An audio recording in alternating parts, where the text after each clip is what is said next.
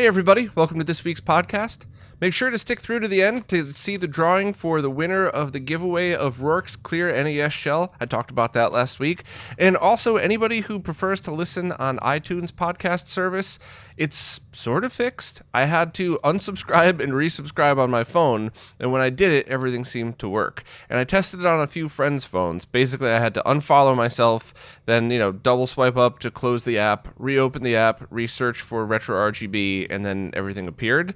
But it's still not working right through the iTunes software or direct on their website. I don't know. I emailed them so many times, and they keep emailing me back saying, yeah, just do this, case is closed, and it never works. So I guess we're on our way. So if that's your preferred listening service, at least there's a fix, at least if you're doing it from your phone or something. So basically just unfollow, close the app, reopen the app, and then, research and refollow again. Sorry for all of this. I really don't know what the heck happened in the first place. None of it makes sense, but oh well. Anyway, on to the podcast. Version 2.0 of the USB to DB15 project has just been released, and it's essentially the same exact as the original one, but everything is integrated onto one board. For anybody watching on the video version of this, the original version 1.2 that I actually just received yesterday has two boards stacked on top of each other, and this new version 2.0 should be pretty much the same, but everything is integrated on one board, making it much easier to manufacture. Now, this is an open source project that takes USB controllers and converts them to the DB15 standard so you could use it on a Neo Geo or for superguns, which I believe is the primary use of these. It's pretty much the same exact pinout for both, and the list of compatible USB controllers is getting very long at this point. There's a lot of stuff on there, including the Damon Byte retro controller adapters, allowing you to use your controllers from original consoles through this thing as well, which is pretty neat. If you're interested in this, definitely check out the GitHub. You could purchase them directly through the creators on the GitHub, but it is an open source project, and I believe they're looking to get these manufactured in bulk and sell it through a reputable reseller. And that's my hope, because while I am so unbelievably grateful and appreciative for open source projects, I'm also really excited when people get to just click a button and buy them. Because while I could probably pull off assembling this without too much trouble, I just don't have the time. So that's why I was able to just purchase one directly, and hopefully there'll be a nice custom case made for these, and you'll be able to just click a buy it now link and have one shipped to you. So we'll of course keep everybody updated as to the progress of this project, but for now version 2.0 is looking pretty awesome, and I just suggest checking out the GitHub if you want any more info or if you'd like to order one directly. The Mr. Discord has been hosting live podcasts that they're calling stage events that so far have been hosted by Artemio and feature different contributors to the Mr. project to talk about the software or hardware that they've created, and basically just to dive deep into a lot of the cool stuff that many of us like to talk about. After the events are over, they're posted on both Spotify and YouTube as audio-only podcasts. YouTube, of course, just have a picture placeholder, but it's still audio only. And I think they've been awesome. I really would strongly recommend anybody who's interested in the behind-the-scenes stuff that goes into the Mr. project give these a listen, or just fans of the people involved, because there's been a lot of cool people that have been contributing so far. I believe there's been 2 that have been posted to Spotify, at least at the time of this recording, and I believe either another stage event has just happened or is about to happen, so you should see that up there on the third one as well. So just basically, if you like behind the scenes info about all of this awesome different nerd talk, I would subscribe to that podcast and maybe even try to catch them live if time allows. A mini emulation version of the Taito Egret 2 arcade machine has just been announced for release next March, so March of 2022. It's $170 and has a screen that pops out and rotates just like the original Egret 2. There's also an expansion controller with a trackball and a spinner offered at $110, and another stick option as well, and I think even a controller option, and some different bundles available. So if you're interested in this, I would take a look at the main post. The teaser video is pretty neat. It shows the mini LCD screen rotating, but to be honest, while I normally don't like these mini consoles at all, I think that most people end up just leaving them on a shelf as a decoration, and I don't think most people would ever enjoy them as actual gaming machines. I think this one's the coolest I've seen so far, just because you could rotate the screen in it. I know that's a gimmick, and I know I'm telling people to buy a toy that you could barely even game on, but It just seems like such a neat thing, and I always like vertically oriented shooters as well. So just having the ability to pop out that little LCD screen and rotate it is pretty neat. Also, another very interesting thing about this one that sets it apart from the rest, more games can supposedly be added via an SD slot in the side. And there's a bunch of games now, some of which are cool, most of which probably just look like they were able to get the licensing pretty cheap. And there's even an entirely different set of games for the trackball expansion controller. And I would assume that in the course of the next year, there would be some more games added to it. But the fact that you could rotate the screen and add more games, whether officially or hacked, whatever, but adding an SD card is certainly easier than dealing with any kind of other internal hacks. I don't know. This seems like a lot of fun. This seems like one that I would like to give a chance to. I'm always leery about these because they're always very fun. But when you sit down and actually try to have a good gaming experience on it, most people prefer pretty much anything else. Real-sized controller, real-sized screen, better emulation. But that's all just speculation. Hopefully a year from now, we'll roll around and we'll all be able to test it, and maybe this will be the coolest of the bunch. But if you're interested, definitely check out the post. Mike Chi just posted another update to the RetroTINK 5X firmware, so I figured I would go through and talk about all of the additions and changes. The first thing added is now more options for the low-pass filter. When the RetroTINK 5X was released, it just had on and off, and then in the last firmware update, Mike tweaked that a little bit, but I guess some Sega Saturn consoles were having jailbar issues as a result. So now, just to fix it for everybody, there's multiple options: off, light, medium, and strong. And you could see in the animated GIF I embedded in the post that off and light show a lot of jail bars. Not too bad, but they're visible on my Sega Saturn, and medium and strong have it completely eliminated. So if your Saturn was a model that had much worse jail bars than this, you should be able to totally fix it just by toggling one of the modes. I think Mike's original thought was try to make as little options as possible, at least at first, so people would understand how to use it pretty easy, but this, I think, was the right answer. I think most people could leave it on medium and be totally fine, maybe even leave it on strong. I mean, the only thing you would lose on strong is a hair of sharpness. I mean, you'd have to put your face right up to your flat panel to see the difference, so that's pretty much it. I think most people would be fine at medium. The other thing that was added is the optimal sampling mode for 480p input sources when outputting 1440p. So the last firmware update added this optimal sampling to 1080p under, 1080p fill, and 480p, and now it's also added to 1440p, which is very cool. I played a lot in this mode, and it was pretty sharp. I have another screenshot. I used the same game that I did last time, both because Fudo recommended it and I thought it was a good choice, but also so you could go back to the previous firmware update in this and compare it if you'd like to see the differences with all of the different resolutions there as well. There's also updated scanline modes, which I didn't show examples of because, respectfully, they never look right. Even if I recorded it in 4K 60 and you watched it in 4K 60 on a big 4K TV, you still have the issue of compression, even just on YouTube or something, which ruins the look of scan lines. So I'll just explain them very quickly and recommend you should just kind of give it a try yourself. First, it now has 25%, 50%, 80%, and 100 integer percent modes for scanline generation. So basically more brightness modes to be added, which depending on your TV, if you're a fan of artificial scanlines, it's really good to mess around and see what fits best for how close you're sitting, how big your TV is, etc. Also, 480p style scanlines could be applied to deinterlaced 480i content now. And that's interesting and certainly worth taking a moment to discuss. So up until this firmware, if you added scan lines to 480i input sources, it looked exactly like scan lines would have looked on a CRT. And I actually really loved this effect. I thought some games just felt really perfect with this on here.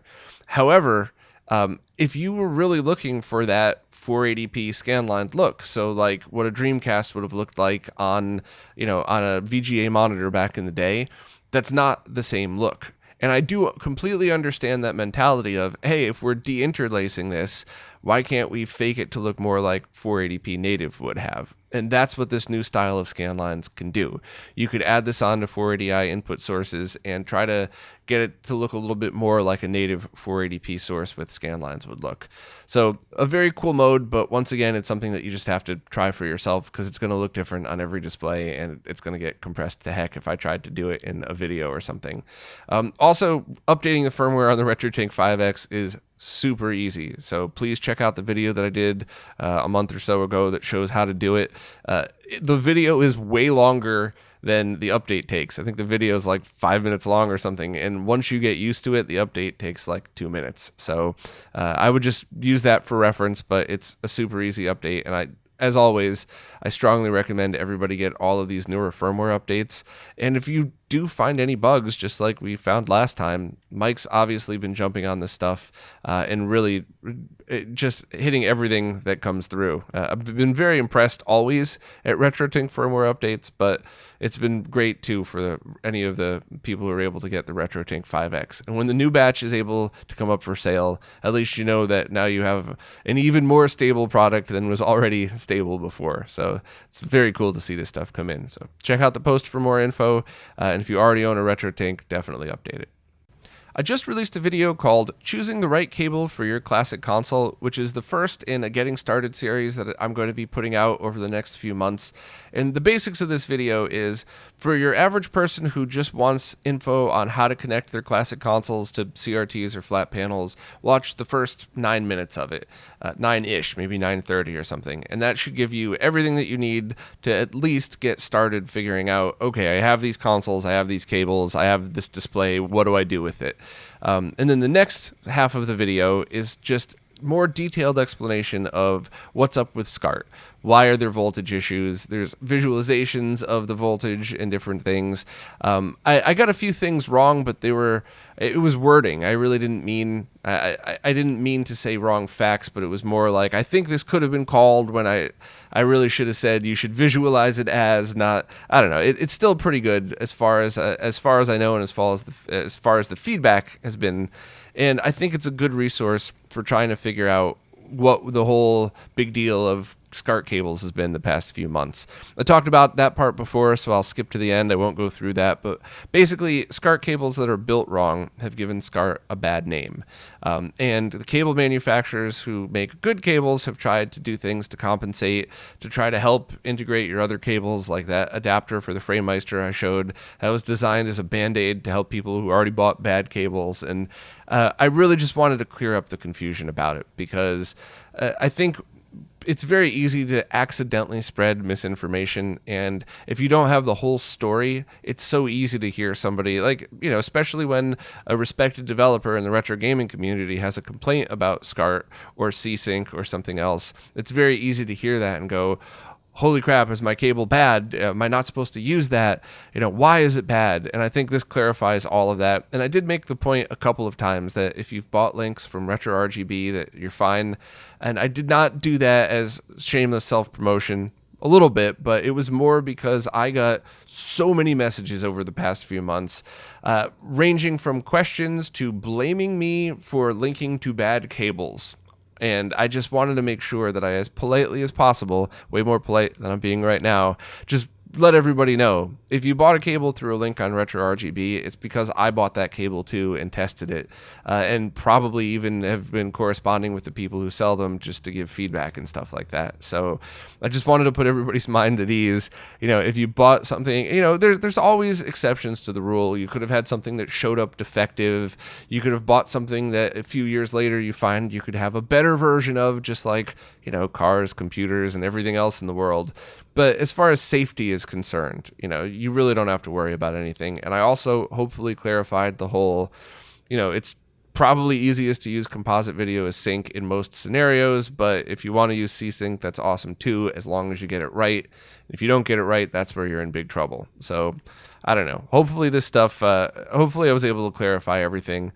The other part of the Getting Started series I'm going to do, basically it's just going through like how to understand how to get into this stuff. And there's probably going to be 3 or 4 videos, and then I'll do a deeper dive series and something like that. And I'm trying to also update the information on the website as well. But this is all super overwhelming. And I mean that in a good way. I do love doing this stuff, but it's going to take a few months for me to get this all straightened out.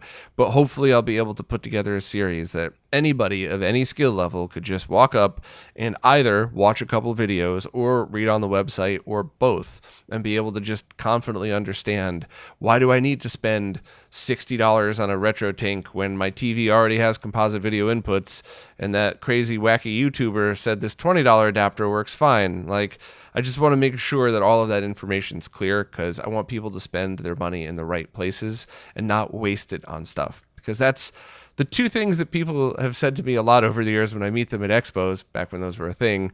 Number 1 is, do you have any idea how much money I've spent because of your podcast? Which makes me laugh, because there is a bunch of cool stuff that I always get excited over. And the number 2 is always, I wish I'd found your site sooner, because I'd wasted so much money on junk before I realized it was junk. And that one kind of breaks my heart. So hopefully this Getting Started series will help. I, of course, will need all of your help promoting it, because the algorithm does not like the way I do videos. I am by no means supposed to do a video the way this one was done.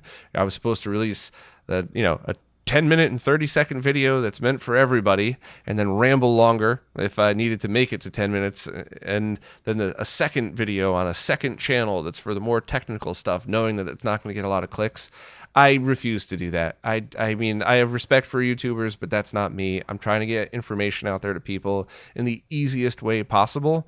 So that's why you have a video like this one, where most people will probably drop off at the 10-minute mark and maybe come back later and finish it. So as always, suggestions are, I'm all ears. I'll listen to whatever anybody has to say. I just really want to get these videos right, and I really want to help as many people as I can. So I'll stop word vomiting now, but thank you for watching and hopefully sharing this as well. Taito from Macho Nacho Productions posted a video a while back about a new Game Boy Advance kit with an IPS screen and composite video out. And I've been holding off on posting about this because I asked Taito to do some research and some testing on that composite video port, which we'll get to in a second. So basically, this is a standard IPS screen mod that has been fairly typical in the past year for the Game Boy Advance. It's pretty good quality, everything seems cool, except it also adds composite video out through the link port. And the link port seems to retain its functionality as well. So basically, or at least functionality when it's in handheld mode. When you activate composite video out, you hold select, right, and left for 5 seconds. Hopefully I'm reading that correctly. And then when you do, it outputs composite video that Taito confirmed is 240p. So it's not like those old Innovation adapters where you'd get 480i output and it was the wrong aspect ratio. It was pretty cool, but there was many more solutions since then. 10 years ago, that would have been a pretty neat adapter to have. But now, between the Game Boy interface, the Game Boy Advance consolizer, and those open source Game Boy Advance stuff that I've talked about over the past few months, there's a lot better than the Innovation adapter. However, this one seems pretty neat. Now, if you're playing on a CRT, I always say I like the way composite video looks. I demonstrated that pretty well in the video from a few days ago. But if you're going onto a flat panel, or maybe even if you're streaming this, through a RetroTINK, I don't really know if this would be the best solution. It might be if you're just a casual gamer who mostly plays on the Game Boy Advance, but sometimes wants to have fun and either play on a flat panel or something. I would look into it. But if you're playing on a CRT, it should look pretty good. It's got a border around it, which is good. It means it's not stretching or changing the image. It's a one-to-one image that has a border just like you would with all of the others. And it looks decent. Taito took some screenshots with his Elgato software, and for composite, it's pretty good. So overall, I think this is a kit where it's going to have its niche market. Not everybody is going to want one of these, but there's definitely people out there that would want a fairly inexpensive kit that you could just probably install yourself, doesn't need anything too crazy, that you'd be able to get some kind of video output on it. And of course, the video out, just like the regular Game Boy Advance screen, would also work for Game Boy and Game Boy Color too. So overall, it's pretty neat. I would definitely check out Taito's video, and if you're interested in a little more specifics on the composite video out, check out the post itself. But very glad to see more options and less expensive options for the Game Boy Advance. Here's something I never thought I'd say out loud. The developer Apocalypse is working on an adapter that allows you to play Game Gear games on a Sega Master System. Now, there's a bunch of very awesome and potential problems with this, but the biggest problem by far is that they need a place to source Game Gear cartridge slots. So while yes, using a Game Genie and hacking that up is fine for a prototype or two, I don't think anybody would like to see old Game Gears or old Game Genies get completely destroyed for one of these adapters. So they're looking to source them anywhere. So if anybody could help with this, please do. Whether it's finding a source, whether it's making your own, I'm not sure how that would be done, but I've seen some pretty incredible things in the 3D printing world. And it is small enough, so doing an injection molded run wouldn't cost $1 billion like some of the bigger things out there. It's potentially something that could be made in bulk for not too much money. So if anybody has the ability to help with that, please contact the developer. Just go right onto the Arcade Projects forum. But some more info on this adapter itself. The biggest problem with this, and the reason that one of these didn't ever exist from Sega, is that while both the Sega Master System and Game Gear are incredibly similar, and they could both display 32 colors on the screen at the same time, the SMS is pulling from a palette of 64 colors, whereas the Game Gear is pulling from a palette of over 4,000 colors. So what this adapter is doing is manually changing that on the fly. I believe the exact description was dropping the 2 least significant bits for each color. So that could end up looking great, or it could end up looking weird depending on the game, but that's something that just needs to kind of be seen. The only other issue is that most of these Game Gear games were actually able to draw more of the screen than you could see on a Game Gear. And the issue for that is the SMS's screen resolution is 256 by 192, and the Game Gear's is 160 by 144. So in the case of Master System games that were ported to the over to the Game Gear, very often just a few things were changed and the HUDs were moved down, and it's essentially the same game. So those would look fine, but if that was the case, you'd probably just want to end up playing the Master System version on your SMS anyway. For the rest of the games, the developers only concentrated on that 160 by 144 window and didn't really care or probably even see what was going on outside of that. So there's very often a lot of garbage and a lot of effects that are around the outside. I'm not sure if Apocalypse is able to put a border around that, just a black border to prevent that from being seen, or if that's just something we'd have to deal with. And that's something that the Game Gear to SMS software conversions, so the patches for the ROMs, you have to pre-patch them, not in real time, that's something that they handled manually. And sometimes they just created a border and deleted the stuff on the outside. Sometimes they integrated the full resolution of the SMS, so you'd be able to do things like utilize the full screen and not just play it on a window. SMS games are kind of windowed anyway, but there are solutions when you tackle each individual game that I don't think would be possible on an adapter, although having just a black border around it should be fine, or maybe even cool other borders that people could add. Who knows? I'm totally speculating on that one. And the last few things that we're able to get over are BIOS checks and the ability to hit start. And I think at the moment it's mapped to pause, like many of the SMS or Game Gear to SMS hacks were before, but pause is on the SMS itself. So it would be very cool if it also supported Genesis controllers with the start button. So this is a project that I'm super excited about. I think it's got the potential to be awesome. Apocalypse also has a basic design for a 3D printed case. I just think it needs some more testing, but most importantly, as said before, it needs the Game Gear cartridge slot. So if we could figure out a way to get those, I'm sure Apocalypse will do a little more work on it before putting it up for sale, and hopefully the rest of the problems could be solved. Maybe, and this is once again, I'm not a software developer, this is speculation, but maybe there'll be a button on it that allows you to cycle between, different color change randomly.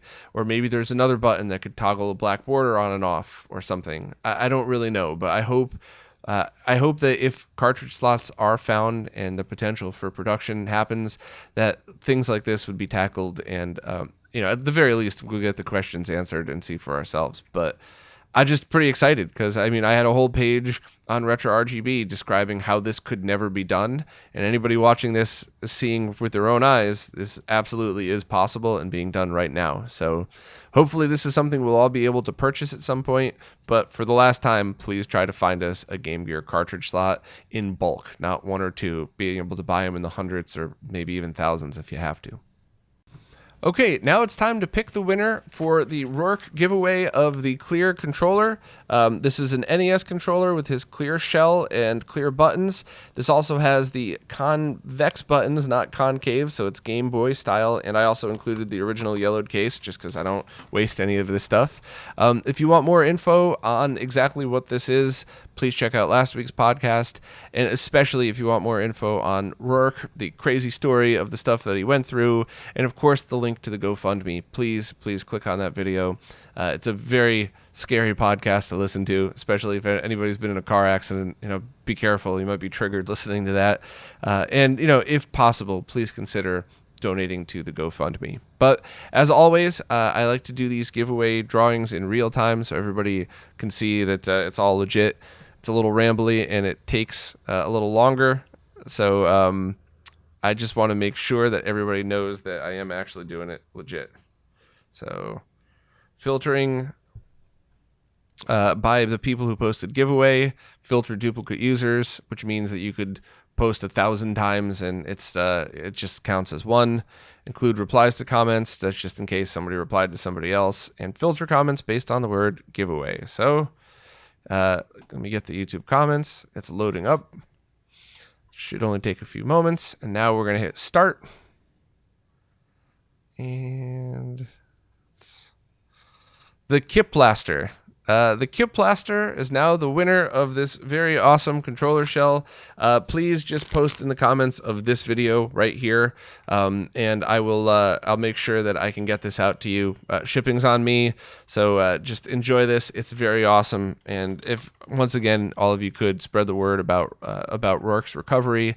He's still doing great, still got a great attitude, better than I would have had, and there is still that GoFundMe that any donation would definitely be appreciated. So congrats to the Kip Blaster, and hopefully I'll hear from you in the comments soon.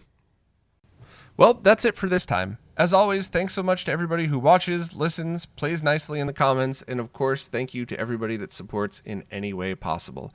Links to all of the different support options are below, and it's what's keeping the podcast, the YouTube channel, the website, and all of the behind-the-scenes research alive. So thank you so much for your support, and I'll see you next week.